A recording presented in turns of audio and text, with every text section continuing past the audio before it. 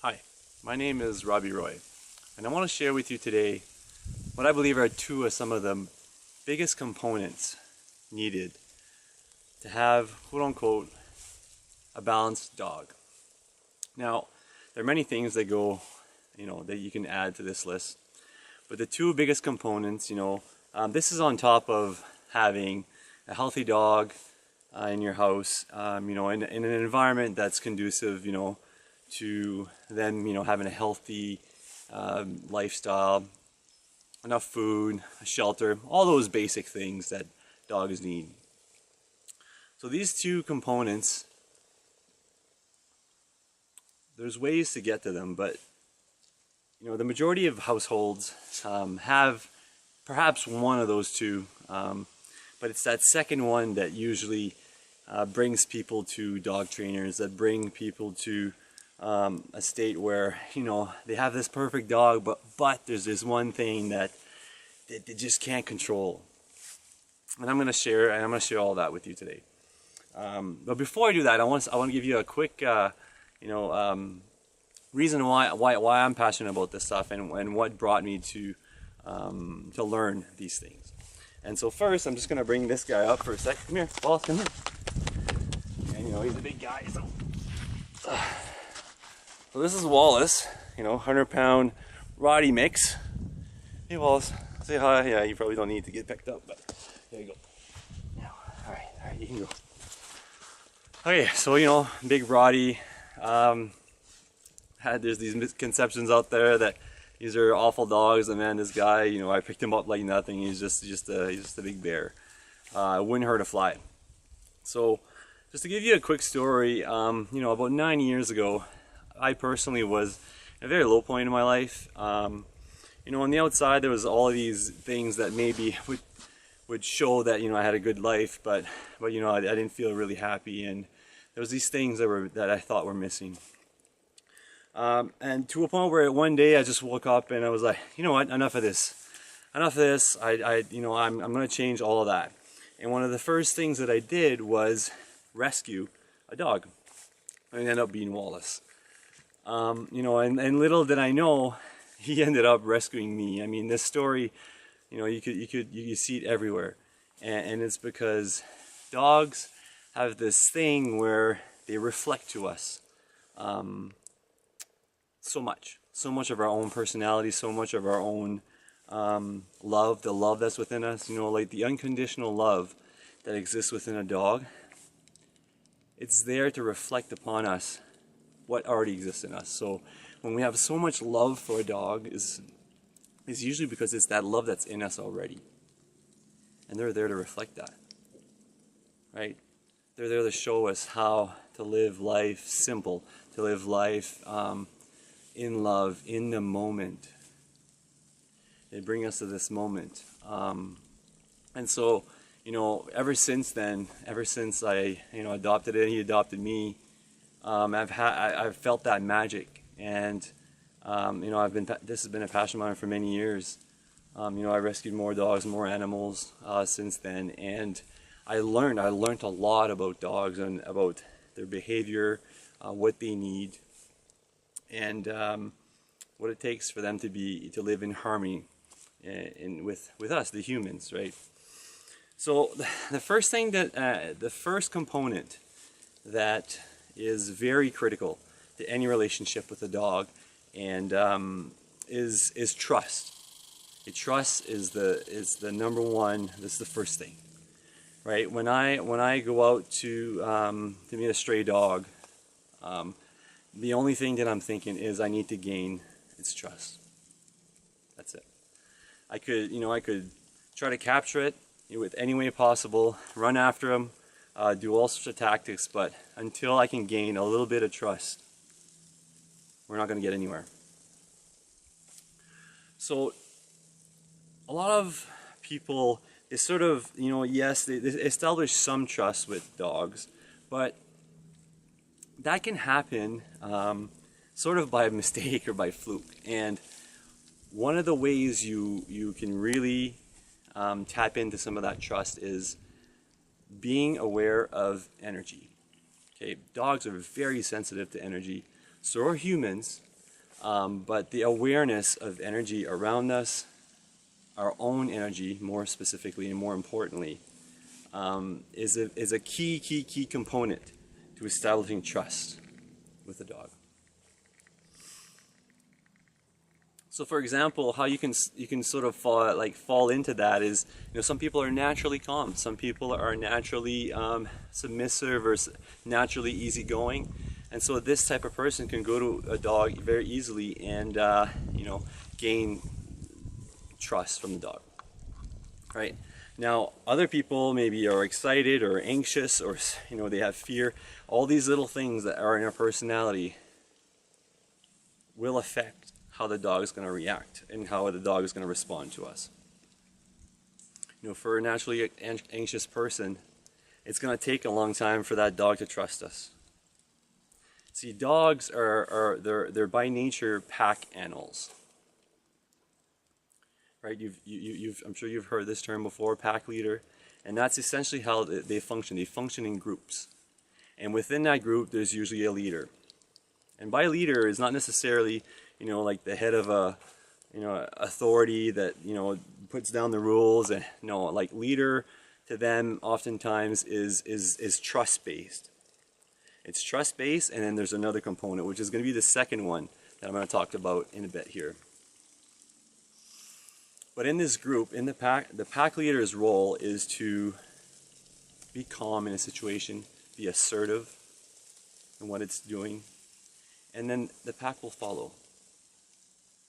And see, for dogs, if we don't take that role, or if someone in our family, usually everybody in the family should take this role, right? They are going to take the role. And that's it. And it's like, if we're coming back to the example of the person who may be easygoing and just wants to love the dog and feed them and just be happy, oftentimes they may not take that role. They may not take the role of creating a certain environment,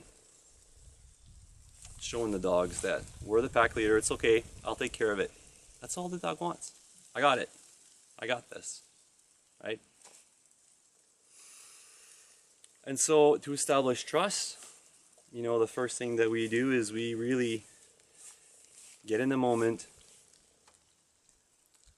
and we bring a calm energy to as much as we can in interactions with dogs, okay? And this, there's a whole bunch of training that comes with that. And, I'll talk about these in future videos, and, you can get training for that. But until we're aware of this first component, this trust component, and that we bring the awareness to ourselves, all the training in the world is not going to matter, okay? Because it's a fundamental understanding. Right, so that's number one. Now, as I've mentioned before, this, like maybe 60, 70, 80% of, dog guardians, they have that. They have the trust with their dogs.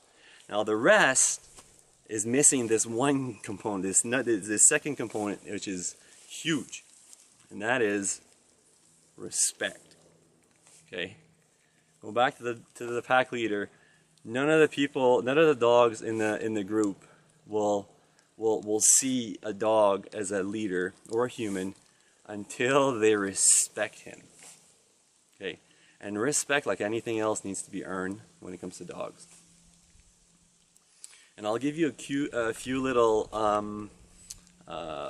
components of this respect, how to get it, because it's such a big thing. Like there's so many people that come to me, that come to trainers. They just don't know. They have this perfect dog, but there's little thing, like he either barks too much, or I can't control him when I bring him his food, or how he jumps on people. When a dog jumps on you, it doesn't respect you. That's simple as that, right? They wouldn't jump on the pack leader. That would not happen. And so a component that goes directly with this respect for dogs, just like for kids, it's creating boundaries. Very important to create boundaries. And again, that's not, you know, locking your dog up in a square box and saying you're going to stay in there. It's helping them understand that there's limitations and boundaries, and being consistent in that message. The follow through, the consistency is another area where, you know, a lot of us, we don't follow through. And when a dog who's first with the trust, right, you get that their attention, they trust you. The respect, you create a boundary, then the dog will feel a limitation. So if he trusts you, he'll start looking to you for directions, right? It's like, oh, we have to stay within this. Okay, what do you want me to do?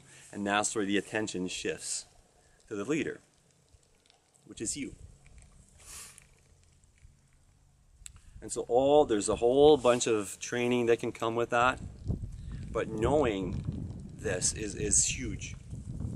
Okay, because I guarantee you most people don't wouldn't guess that their dog doesn't respect them. Although they probably would tell you the dog runs the house, or oh, he's got one over me. You know, it's funny and it's funny, but I mean that's why maybe you don't have that harmony that you're looking for, or that peace. Okay, so these are the two big components that I'm going to share with you guys today. It's a start, you know, the awareness of the trust factor. And trust can be broken just like in any relationship, right? Like, we get so frustrated, we yell or hit or whatever at our dog, that's going to decrease the trust factor, right? And then the dog will develop all sorts of, you know, insecurities, fears. When there's a stray dog and he's left, you know, like he's been abused in any way, like he's still holding on to some of those insecurities around humans. It's just because he doesn't trust them. You know, just like any other animal. So that trust, the compassion, the energy, okay, these are helpers. These dogs are helpers. They help us. They were here to serve us. And the biggest service is to show us these things, to show us that calm energy will attract more calm energy.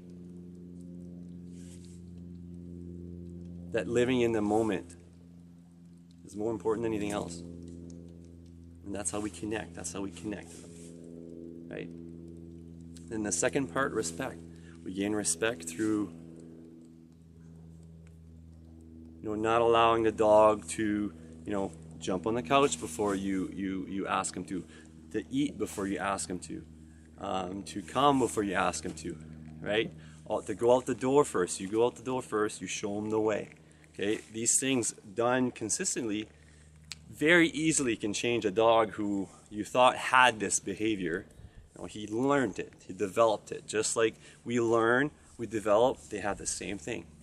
Okay, so the respect, that's the hardest one to get. But once you get it, man, your life with dogs is just unbelievable, because they're constant reminders of the love that we're experiencing in the moment. And they're just fun to have around. Okay, so I hope you've enjoyed these, and I'm looking forward to answering questions about this. You know, if you have any questions, for sure send me an email, and I'd be glad to. I'll be starting. Oh, this is one of the things I wanted to say. I'll be starting this ask questions to me every week, and then I'll be doing videos and answer some of these questions from you guys that you have, which we'll have them all in one place. So anybody who's surfing through can have a look and have this information for free. Right on? Thanks again.